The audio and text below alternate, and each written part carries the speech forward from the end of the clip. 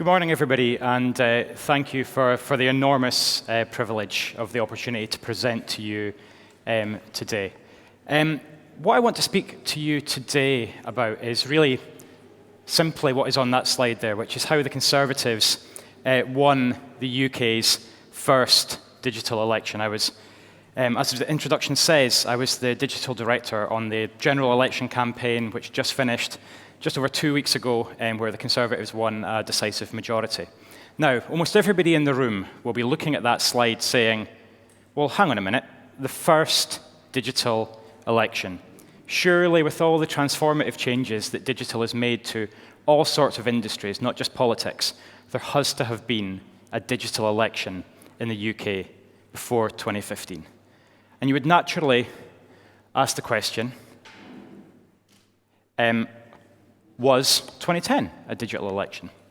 And if you were asking that question, you would find yourself in pretty good company. You would find such established voices as The Telegraph, The Guardian, even the BBC describing it as the first social media election, the digital election, proclaiming confidently that Facebook and Twitter would have an unprecedented impact. Now, I worked on the 2010 general election campaign, and from an insider's perspective, if you ask me, did the 2010 election constitute the UK's first digital election? I can give you a pretty clear answer. But let me explain why.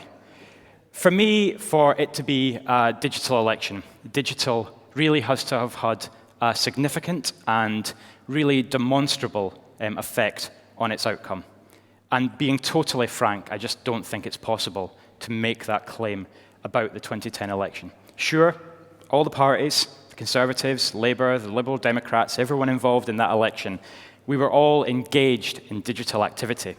But so much of it was focused on completely the wrong audiences. Either journalists, so you could claim that we've won the social media war because journalists have looked at what we've created and they've proclaimed that what we have done is better than the Labour Party or vice versa, or focusing on your own existing supporters, pushing a piece of content out and saying, well, this has been phenomenally successful because it's had 500 or 1,000 retweets from our own supporters.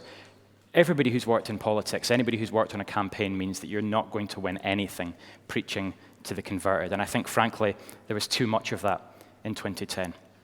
So, following the 2010 election, I actually spent 3 years out of politics. I worked in the private sector for a couple of agencies specializing in advertising and communications. And while I was there, I think I probably learned more about the approach that I wanted to take when it came to political campaigning, if I was ever fortunate enough to get the opportunity to work on another campaign. And what I really want to spend today talking to you about is just 6 lessons that we took away from the campaign, and really how we, basically what we were able to summarize as the way that political parties had to behave to properly harness digital in a way that would actually help them to win.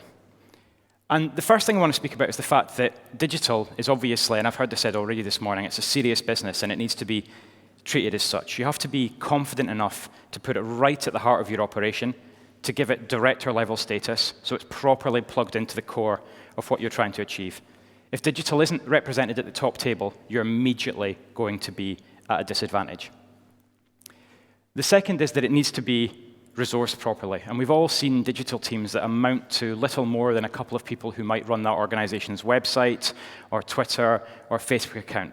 And they don't have anything like the resource or the budget that they're going to require to do anything effective. And we know that that's not sustainable. We know that that can't work. You have to resource digital properly in terms of team and in terms of budget. And finally, and perhaps most importantly, you have to test and measure everything that you do. One of the most important things that we did coming back to the party in the autumn of 2013, almost a full 2 years ahead of the election itself in May 2015, was to build out test campaigns using every channel that we thought could make a useful contribution to the campaign. That way, we were able to test our assumptions about the things that we were confident, based on experience in the private sector, would work, but actually those assumptions weren't always correct. And really make informed decisions about the activity that would really drive results. And from there, we were able to make intelligent decisions about where best to focus our resources and also make a stronger case for funding in the areas that we knew could make a difference. Second, and also incredibly important lesson, was to always be where your audience is. As digital campaigners, we have at our disposal a large and ever-expanding range of channels that we can use to communicate with our audience. But what's really important is not to be distracted by the new thing. It's to focus in a very disciplined manner on the right thing. If your audience doesn't use Pinterest or Snapchat, you shouldn't be using valuable resources to be there. Sure, there might be a PR story to be had in being an early adopter, but that supposed first mover advantage that you hear people speak about is really no advantage at all if it's not helping you communicate with the undecided voters who will ultimately decide the election. But even within the biggest and most established social media channels, there's difficult decisions to be made. So in the UK, Twitter claims 25% of the population as active users, and that is an impressive number. But if you look at Facebook, for example, you see an astonishing 53% of the UK's population, meaning it was always going to be our first area of focus. But the important thing isn't just the size of the audience, it's the range of people on there. So much of that growth now, as Facebook really kind of pushes on and continues to grow, is being driven not by the young audience that we kind of stereotypically think that we can reach using digital communications, but by mums and dads and even grandparents joining Facebook. And really importantly for us, as we looked at what we knew was going to be a tightly fought election, where it was going to be fought in really a sixth of the constituencies in the country, it was really important that we were able to use and focus on channels that were going to help us reach out to people in small towns and villages as effectively as we were going to be able to in larger urban areas. And Facebook's advertising and its data targeting capabilities meant that we were really able to focus on exactly who we wanted to speak to, focusing our efforts in on those closest marginal constituencies that would decide the election and tailor our messages depending on who we were speaking to in terms of age and gender and so on. The third lesson from the campaign is that you really need to build the team that is going to help you to win. I know it sounds obvious, but very, very important for us. It's really important, specifically in politics, but in other areas as well, to recognize that we're now in an always-on campaigning environment, and there's a real need and necessity to move quickly if you're going to stay on top of events and be able to take advantage of opportunities when they arise. And because we felt very, very strongly that an in-house team would help us deliver the best results in this always-on campaigning environment, multiple agency relationships, whether it's for creative or for media buying, web design, and so on, it was simply going to be too unwieldy and too slow for the sort of environment that we were operating within. So we built a team of specialists that could produce copy and graphics and videos quickly, and making that team a permanent part of the organization. And because we were able to demonstrate the benefits of building such a team, if you like, almost an in-house agency, to the campaign director, we were able to make a strong internal case to be able to make those hires. The fourth, and obvious, again, it's when you're thinking as campaigners, it's an obvious thing to say in abstract, but it's a very difficult thing to stick to, which is to keep your message simple and clear and consistent. Now, the message for the 2015 election campaign, our message for the 2015 election campaign was very, very clear. It was on the economy, the idea that you really can't have anything without a strong and growing economy. But it's also about the choice of who you want to run that economy. And on one side, there's the Conservatives, who'd been in government for 5 years and who were turning things around. And on the other side, you had the Labour Party, who it was generally accepted had left things in quite a mess when they left office in 2010. And there's lots of ways thinking about that internal team, that in-house agency, if you like, that you can use to present that message. You can focus on the big picture, for example. The UK in 2014 was the fastest growing economy in the G7. That's news that was just confirmed at the start of 2015, so very, very much newsworthy. And that's obviously good news, and obviously you want to be performing strongly. But it's really also got to be supported by demonstrating what that growing economy means to real people. and why it's important to secure that recovery, keep the economy growing, and the fact that actually a growing economy means more opportunities and a brighter future for families across Britain. So that was so much a focus of our messaging with these graphics that we produced during the campaign. And you can see as we move through it how we kept these kind of clear and consistent. So more people in work than ever before, more women in work than ever before. Let's secure the recovery, keep going, and build a brighter future. Growing economy allows us to deliver 2.2 million apprenticeships, which is what we did between 2010 and 2015. Let's keep going and build a brighter future. Also, benefit of a growing economy is we're able to pass on income tax cuts to hardworking families. So again, income tax cut for 26 million people. Let's keep going and build a brighter future. All of these things only on offer if people voted Conservative at the election. Now, here what we're trying to demonstrate is that that simple and clear message, but being shown in a way which is resonant to individuals and to individual families. And of course, you can also produce quick turnaround graphics like this to demonstrate the contrast between yourself and your opponent. So we were able to talk about what we were going to offer at the next election. So we'd cut income tax for 26 million. We were going to go further and cut them for 30 million people. We're going to clear the deficit, create 2 million more jobs on top of the 2 million we'd already created, help people to own a home of their own, and keep the state pension increasing to offer people more dignity and security in retirement. And you contrast that by setting that against the risk that was generally perceived from Ed Miliband, who's the leader of the Labour Party, and also the fact that because he couldn't win a majority, he would almost certainly have to be propped up by the Scottish National Party. And one final thing, obviously we created graphics and blog content and so on, but we also spoke about the benefits of having in-house video resource. And what I just want to do is just take a minute to show you one of the most successful pieces of video content we produced at the election. And again, thinking about kind of the audience, thinking about where they're starting at from, the fact that you really need to explain this choice very clearly, very simply, in a way that which is resonant to them and to their family.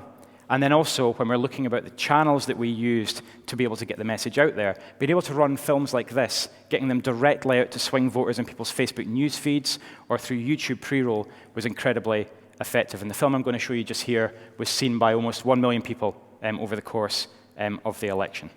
So assuming technology works fine, I'm just going to show you that just now.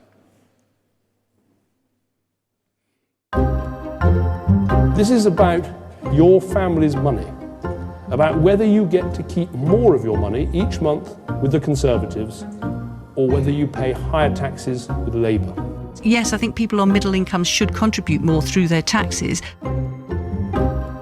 This country must pay down its debts, drive down its deficit. We aren't trying to eliminate the whole deficit. The debt would be higher. Nobody on benefits, people who are not working, should be earning more than the average earnings for the rest of Britain. Instinctively, I think it's a pretty arbitrary way of going about benefit reform. Do you want a referendum? I do. Does he?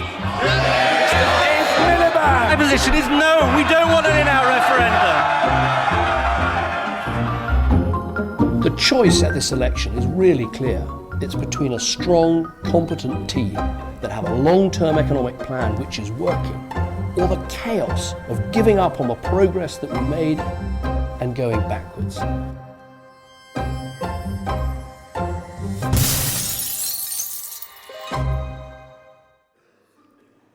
So there you go, the choice at the election in 80 seconds. And again, the sort of content that you can only really produce when you've brought that talent in-house and when you're sticking very clearly in a very focused manner to the sort of messaging that's working. One additional thing I wanted to speak about was that most like this concept of something that you can call the value exchange. And digital gives us an amazing opportunity not just to tell people about our economic plan and how it's helping families across Britain, but to show them exactly what that means for them and their family. And we found that time and time again, the activity that was most successful was where you could actually clearly see what was in it for our audience, why they'd want to click a link, use a particular feature on your website. So we'd be in people's Facebook feeds, for example, saying that we've cut income tax for 26 million people. But we'd say, well, if you click this link and try this simple calculator, you can tell us how much you earn and you can see how much you personally are saving. So getting beyond those big numbers down to the personal benefit for you as an individual. Because when it comes down to it, the more personal and local you can be, the more successful you'll be in terms of getting your message across to your audience. And just to give you a bit of a demonstration of how that works in practice, this is a feature on our website which showed people the key pledges from our manifesto, but in a way that demonstrated how they would benefit in their specific area. So a user could come to the site, click Facebook login, one simple click, and then be shown exactly what was going on in their area. So this example is somebody living in the southwest of England, where you can say there's actually 120,000 more people in work in the southwest of England than in 2010, 98,900 more businesses in the southwest, 237,960 more people who have started apprenticeships in the southwest. So getting down beyond those really big national numbers, 2 million new jobs, 760,000 more businesses, 2.2 million apprenticeships, and actually showing what's happening in your specific area. But then again, taking it down not just to your area, but down to you as an individual. So again, this example of the income tax calculator, answer the simple question, and somebody who earns £30,000 a year will find that because we've cut income tax, you're already paying £870 less in tax, and after the next election, we'll go even further. So demonstrating on a personal level how you're helping people. And finally, the 6 lessons, and it is really about how we harnessed the enthusiasm of our own supporters, obviously a massively important thing for political campaigns. And this is really about helping your supporters do what they do best. So we built a website and a mobile app, which is called Share the Facts, which brought together all the graphics and the videos and the blogs that we created during the campaign and put them all into one place. So supporters could find information on a wide range of issues just by doing a simple search on their computer or on their phone. But then what was really interesting about this was they could connect their Facebook account, their Twitter account, and they could quickly, with one click, share the latest pieces of content with their family and with their friends. So just making something that they're doing anyway, just really simple, really straightforward. Your phone buzzes, it's a mobile app notification, it's telling you the latest job figures. With one click, you can share that with your friends on the social networks you've already connected. But so far, so good. But where this got really interesting was where we introduced gamification into the process. And the technology that we used allowed us to award points to users every time they shared a piece of content, and further points on top of that when their friends clicked that content or reshared it. And we rewarded the people who did the most to help the campaign, which is what this leaderboard is all about, with exclusive material from the campaigns, such as big campaign posters, which are signed by the Chancellor, or other memorabilia, such as T-shirts and mugs and all the other sorts of things that your supporters will always be keen to win, because they're your biggest supporters, they're the most passionately connected to the campaign. And by doing this, we were rewarding our supporters for doing the thing that they do best, campaigning, and incentivizing them to do it even more.